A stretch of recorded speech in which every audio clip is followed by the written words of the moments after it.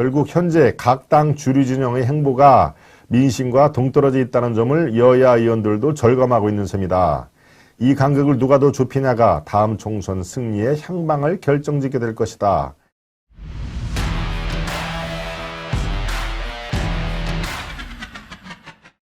친과 비 사이에서 줄타기를 고민하는 의원들이라고 이름이 붙였는데요. 예, 오늘 칼럼 중에 제가 가지고 온 칼럼입니다. 바로 여러분들 이렇게 쭉 오늘은 이슈 1부터 이슈 2, 3, 4 이렇게 쭉 1, 2, 3, 4가 이렇게 맥을 흐르는 강물처럼 맥이 이어집니다. 그러니까 이슈 3에서 민주당 결국 쪼개지나를 여러분께 논평을 해드렸는데 예, 네 번째도 마찬가지로 같은 맥락에서 다른 시각으로 여러분들을 한번 살펴보는 취지에서 이것을 갖고 왔습니다. 네.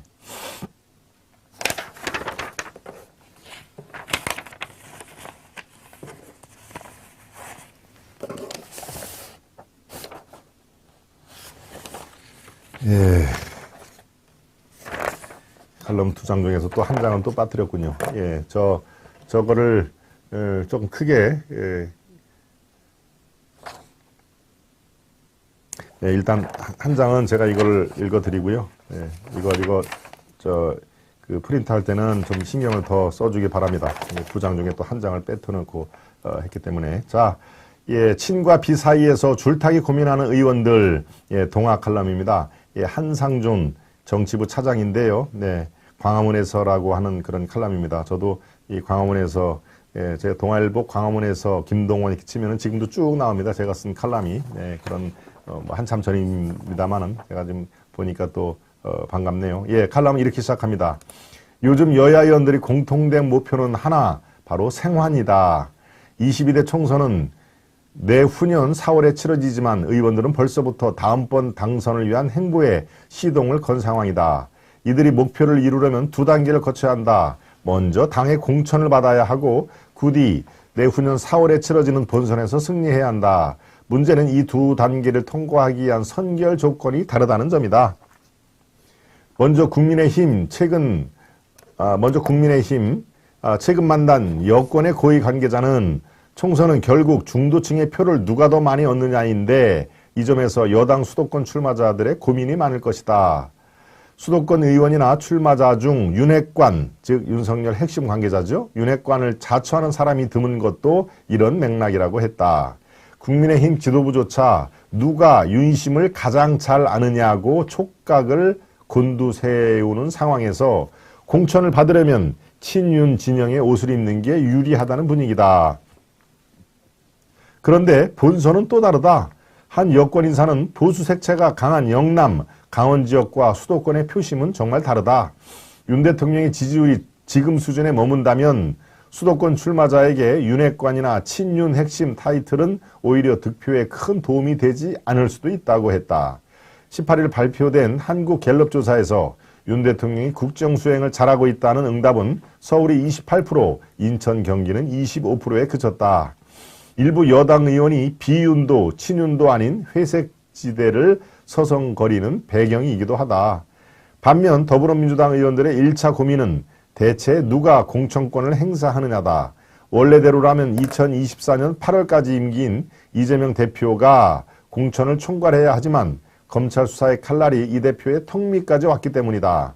한 민주당 의원은 공천권을 이 대표가 갖게 될지 아니면 비대위원장이나 새 당대표가 가질지 모르겠다. 만약 이재명이 좌초하면 친명계가, 그렇지 않으면 비명진영이 공천에서 고전할 수밖에 없다. 그렇죠? 이재명이 좌초하면 친이재명계가 고전하고 이게 정반대가 되면은 비명진영이 공천에서 고전할 수밖에 없다. 이거는 뭐 제가 앞서 충분히 설명을 드렸죠. 특히 민주당에서는 22대 총선 공천이 유례 없이 치열할 것이라는 전망이 지배적이다. 169명의 현역위원회에 더해 문재인 정부 청와대 및 내각 출신 인사들과 6.1 지방선거 낙선자들까지 총선 출마 채비를 하고 있기 때문이다. 민주당 의원들이 친명과 비명 사이에서 고민하는 이유이기도 하다. 여기에 일부 열성 지지층이 이재명에게 응원을 보내고 있지만 수도권 의원들의 인식은 다르다. 수도권의 한 재선 의원은 지역구 민심을 보면 윤 대통령의 비판적인 유권자들이 꼭 이 대표에게 호의적인 것도 아니다. 즉 윤석열에게 비판적인 유권자들이 이재명에게 호의적이냐 하면 꼭 그렇지는 않다라는 얘기입니다. 지금 상황이라면 내 지역구 유세에 이재명이 오는 게 과연 득표에 도움이 될지 모르겠다라고 실토했다. 결국 현재 각 주류 진영의 행보가 민심과 동떨어져 있다는 점을 여야 의원들도 절감하고 있는 셈이다. 이 간극을 누가 더 좁히냐가 다음 총선의 승리의 향방을 결정짓게 될 것이다. 22대 총선까지는 아직 17개월이 남았다. 예, 뒷부분이 있으면 더 봐주세요. 뒷부분. 네, 그게 마지막입니다. 예, 뒷부분이 없습니까? 예, 이렇게 칼럼의 끝을 마무리를 다시 한번 제가 말씀을 드리겠습니다. 결국 현재 각 당 주류 진영의 행보가 민심과 동떨어져 있다는 점을 여야 의원들도 절감하고 있는 셈이다. 이 간극을 누가 더 좁히냐가 다음 총선 승리의 향방을 결정짓게 될 것이다. 22대 총선까지는 아직 17개월이 남았다. 예, 그러니까 지금 특히 민주당 쪽에서 친명과 비명 의원들이 다음 공천권을 누가 행사를 할 것이냐. 지금까지는 이재명이 행사를 할 가능성이 높았기 때문에 주로 약 100명 이상이 이재명 주위에 포진을 하고 이른바 친명 부대가 형성이 됐는데 지금 제가 사실상 이재명이 끝났다라고 이렇게 썸네일 제목을 이렇게 딱 그 규정을 하는 것처럼 이재명의 정치적 운명은 지금 12월 달에 검찰 둘도 내년 4월 늦어도 5월 달까지는 지금 사법 처리 1단계가 완성이 될 그 상황에서는 당대표에서 내려와야 될, 쫓겨나야 될 상황이 펼쳐질 것이다. 그렇다면은 지금 의원, 공천을 받아야 되는 의원들은 이재명인가배 하면서 우르르 몰려갔다가 이재명이 아닌가배. 그렇다면 뭡니까? 뉴욕에서 좀 있다가 오는 이낙연이야? 아이고 나는 지난번 대선 경선 때 이낙연에 대해서 막 공격을 했는데 그렇다면 큰일 났네. 나 공천 안 주겠네. 라고 하는 그런 식의 지금 고민들이 너도나도 아주 이 러시를 이루고 있다라고 하는 그런 내용의 칼럼이었습니다. 네. 마지막 문장에 공감합니다. 우리 도인님이 공감의 의식을 표해줬고요.